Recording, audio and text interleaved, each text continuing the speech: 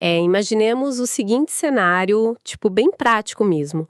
O telhado de uma congregação local está desabando. Nossa, uma situação terrível. Sim, exatamente. Há goteiras por toda parte, a conta de luz da igreja está atrasada. E aí, no domingo, uma quantia significativa de dinheiro é depositada na salva durante o culto. O suficiente para resolver tudo, imagino. Pois é o dinheiro exato para consertar o teto e pagar todas essas contas pendentes. Mas, tipo, pela regra estrita da organização que rege essa comunidade, e aqui vem o gancho, nenhum único centavo desse fundo específico pode ser usado ali. Nenhum centavo para a manutenção daquele prédio que arrecadou o dinheiro. Nada. O dinheiro precisa ser empacotado e enviado para fora, totalmente intocável. Então, bem-vindos ao mais um Mergulho Profundo. Nosso foco de hoje não é um tema corporativo, padrão, Tem sabe? certeza não é. Hoje a gente vai analisar o motor financeiro e teológico de uma estrutura global. Nossos materiais de base para essa nossa investigação são o capítulo 12 do Manual da Igreja e os extensos regulamentos eclesiásticos administrativos. Que são conhecidos pela sigla REA, da Igreja Adventista do Sétimo Dia. Isso mesmo, o famoso REIA. E a missão hoje, para quem nos ouve, é entender a lógica fascinante, tipo os princípios de fidelidade e as regras extremamente rígidas que governam o dinheiro nessa instituição.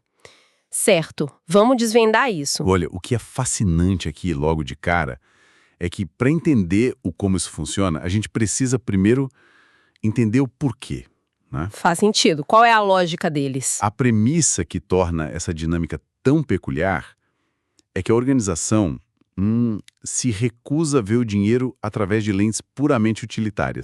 Diferente de uma empresa normal. Exato. Em uma corporação comum, o foco é o fluxo de caixa para manter a operação rodando, pagar as contas. Aqui, os documentos tratam a contabilidade quase como uma extensão direta da adoração. É uma visão bem profunda, na verdade. Sim, muito. Para compreender regras que parecem contraintuitivas, como proibir o uso de um fundo local para consertar o próprio telhado, como você mencionou, precisamos entender que nesse sistema, lidar com finanças é visto como uma parceria literal com o divino. Caramba! Então, a planilha de contabilidade precisa contar a exata mesma história que a teologia deles. Exatamente isso. É uma união total entre fé e finanças. Bom, então vamos desembalar essa ideia, começando pelo núcleo de todo o sistema. O princípio da fidelidade e o conceito do dízimo. O famoso 10%. Isso. Estamos falando de 10% da renda pessoal de um membro. Lendo o Manual da Igreja, eu fiquei surpresa em ver como os redatores não tratam isso como uma simples doação, sabe? Não é um ato de caridade espontânea. Nem um pouco. A linguagem é muito mais pesada, muito mais categórica do que eu esperava. O termo exato que eles utilizam nos textos é reserva sagrada, e a fundamentação teológica deles retrocede a textos antiquíssimos, baseando-se lá no livro de Levítico e no profeta Malaquias, na Bíblia, para estabelecer que o dízimo é uma regra permanente. Isso, uma ordenança imutável. A lógica interna deles é a seguinte: se Deus é considerado proprietário de absolutamente tudo, ele reivindica a posse de uma 10ª parte. E de uma forma tão exclusiva que esse valor já nasce separado, não pertence à pessoa. Portanto, sob essa ótica, não entregar o dízimo não é um mês de aperto financeiro. Os documentos classificam a retenção do dízimo literalmente como roubo a Deus. É uma palavra muito forte. Forte demais. É uma classificação literal nos textos deles. E é aí que eu preciso intervir com um questionamento prático, sabe? Porque essa classificação gera um conflito logístico imediato na mente de quem organiza as finanças. Com certeza gera. Espera aí, se uma igreja local, tipo, com umas 300 pessoas, arrecada um volume enorme de dízimo todo mês, por que engessar o recurso dessa forma? É a grande dúvida. Pois é, não seria muito mais inteligente e pragmático permitir que uma fração, sei lá, por menor que fosse, ficasse para garantir a infraestrutura de onde o dinheiro foi gerado? Pagar o zelador, por exemplo? Olha, pragmaticamente, sim, faria todo o sentido do mundo. Mas teologicamente, abrir essa exceção destruiria o propósito exclusivo que eles atribuem a esse fundo específico. Entendi. Eles não abrem mão do propósito original. De jeito nenhum. O manual da igreja é inflexível ao determinar que o dízimo existe para um único fim, o sustento do ministério evangélico. O que isso significa na prática, no dia a dia? Significa pagar os salários dos pastores, dos evangelistas e manter as operações das sedes administrativas, que coordenam todo o trabalho espiritual. Então, nada de conta de água ou reforma de banco? Nada disso. Os regulamentos proíbem terminantemente o uso do dízimo para despesas locais, construção de templos ou até mesmo para pagar dívidas da congregação. Nossa, nem para caridade local? Nem para programas de caridade para os pobres da região. A justificativa deles para essa cerca de proteção é que, se as igrejas locais começassem a tapar buracos no orçamento com o dízimo... Faltaria dinheiro para o principal. Exato. O sustento daqueles que se dedicam exclusivamente ao trabalho religioso entraria em colapso. Isso paralisaria a expansão da mensagem para novos territórios. Faz sentido dentro da lógica deles. Agora, uma coisa que me chamou muita atenção nos regulamentos, especificamente na seção E8020 do REA, Essa seção é reveladora. é que essa regra não admite exceções nem para quem está no topo da pirâmide. O texto exige que todos os líderes, pastores e diretores das sedes administrativas sejam fiéis dizimistas. Isso mesmo, sem exceção. E, não é apenas um conselho amigável. Se um obreiro não devolve o dízimo, o regulamento dita que ele deve ser disciplinado ou desvinculado, ou seja, perder o emprego. E não importa se a pessoa é um executivo da sede mundial ou um pastor iniciante, sabe? A regra é para todos. É muito rigoroso. Sim, mas esse mecanismo de responsabilização sustenta todo o edifício de confiança da instituição. Como o sistema de contribuição dos membros é inteiramente voluntário... E baseado na fé pessoal de cada um, né? Exatamente. Então a liderança precisa ser o modelo absoluto da regra que prega. O documento ressalta que os líderes devem dar o exemplo na fidelidade e também na contenção de despesas. Faz todo sentido, porque se um membro descobre que o pastor, que está lá pregando sobre sacrifício financeiro, não faz a mesma coisa... O pacto de confiança se quebra instantaneamente. Totalmente. A exigência de demissão para líderes que não dizimam garante que a regra seja universal. Corta pela raiz a ideia de uma elite isenta. Exato. Mas me diz uma coisa. A gente tem toda essa blindagem teológica em volta do dízimo, certo? Certo. O que cria um gargalo óbvio, né? Sim. Se a igreja embala todos esses 10% e os envia para a sede regional sem tocar em uma única moeda, como é que a porta da capela continua aberta? Pois é. A conta de água chega, a energia elétrica precisa ser paga, a escolinha das crianças custa dinheiro. Como a comunidade sobrevive? Se o dízimo é intocável, qual é o oxigênio financeiro local? A resposta para isso está no segundo pulmão desse organismo financeiro. As ofertas. As ofertas. Isso. Enquanto o dízimo tem um percentual fixo e um destino engessado pelo manual da igreja, as ofertas têm uma flexibilidade de valor. E são elas que garantem a sobrevivência operacional, então. Exatamente. No dia a dia da congregação. Lendo sobre isso, sabe do que me lembrou? Do quê? Me lembrou um pouco o modelo de franquias de uma grande rede corporativa misturado com um financiamento coletivo contínuo. Uma analogia interessante. Como assim? O dízimo funciona como os royalties intocáveis que vão para a expansão da marca global e o treinamento de novos gerentes. No caso, os pastores. Os 10% sagrados da realeza, digamos assim. Isso. Já as ofertas seriam o capital de giro da unidade franqueada, da igreja local. Sem esse capital de giro diário, o prédio fecha as portas. Não importa o quão rica seja a sede mundial. A comparação ilustra muito bem essa separação de fundos, mas os documentos adicionam uma camada crucial sobre a natureza dessas ofertas. Qual camada? O manual insiste que esse capital de giro não deve depender de apelos emocionais desesperados no culto ou de improviso. A palavra-chave que eles usam repetidamente é sistemática. Doação sistemática. Isso. Embora ninguém seja obrigado a doar um valor ou percentual específico em ofertas, a orientação teológica é que o doador planeje isso de forma proporcional à sua renda. Então não é chegar lá, abrir a carteira e ver o que tem sobrando. De jeito nenhum. O objetivo é evitar que a manutenção da comunidade dependa do que sobrou no bolso por acaso.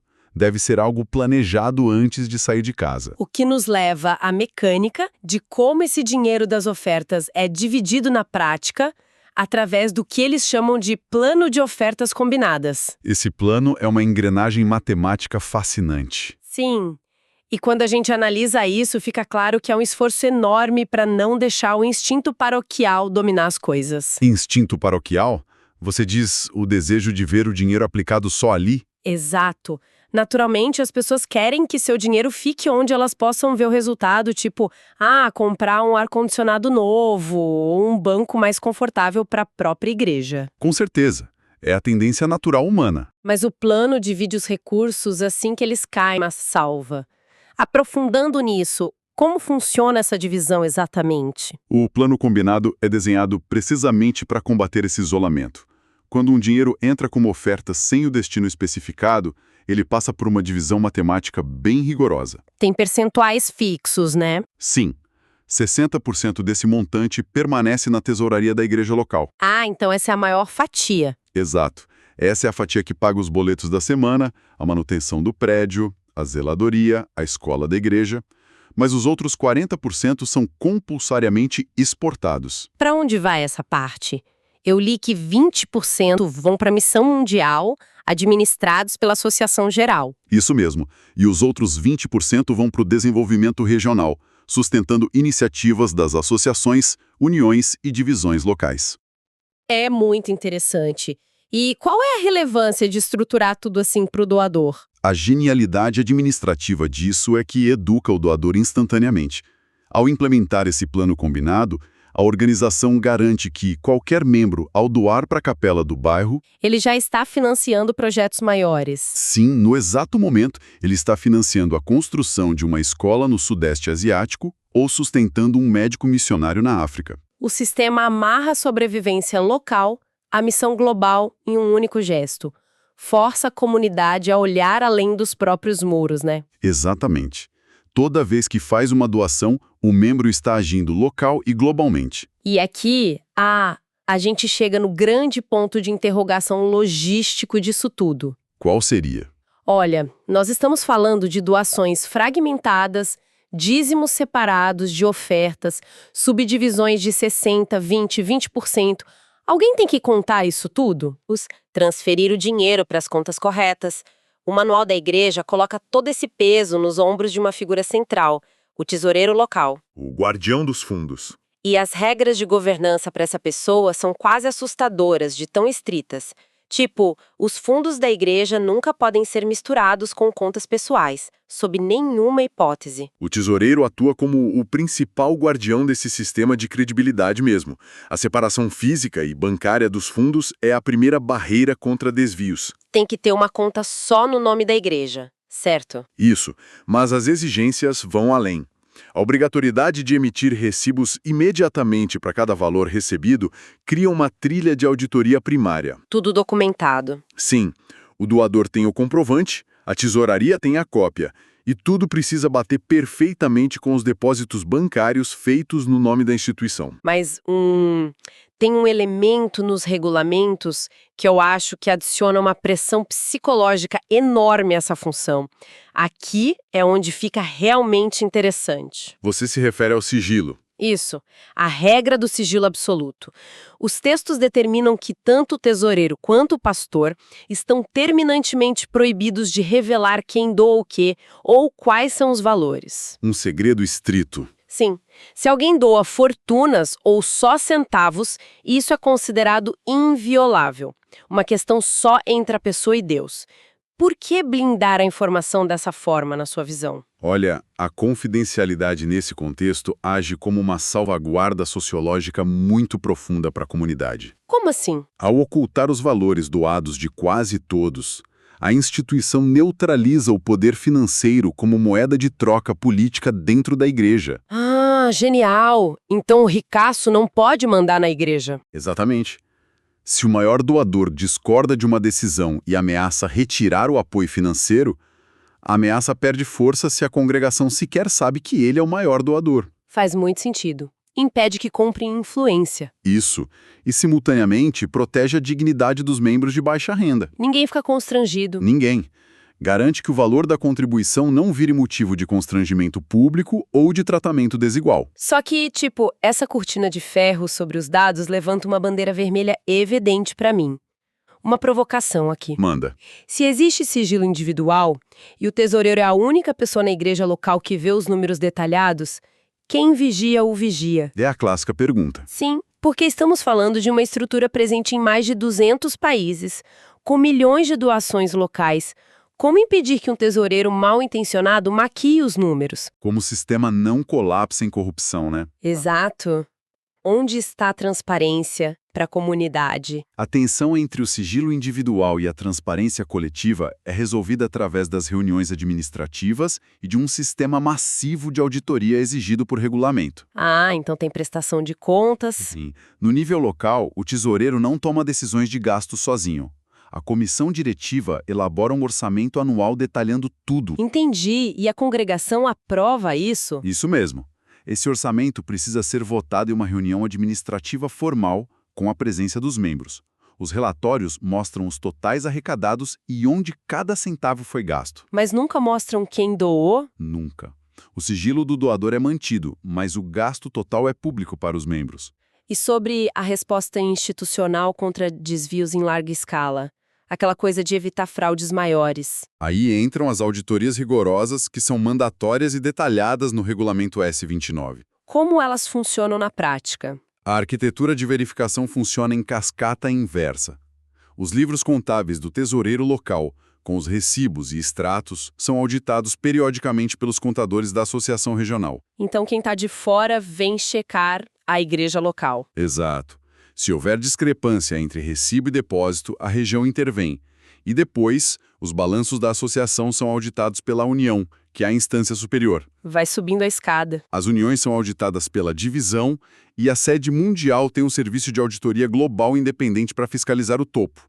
As instâncias superiores checam continuamente as inferiores. Caramba!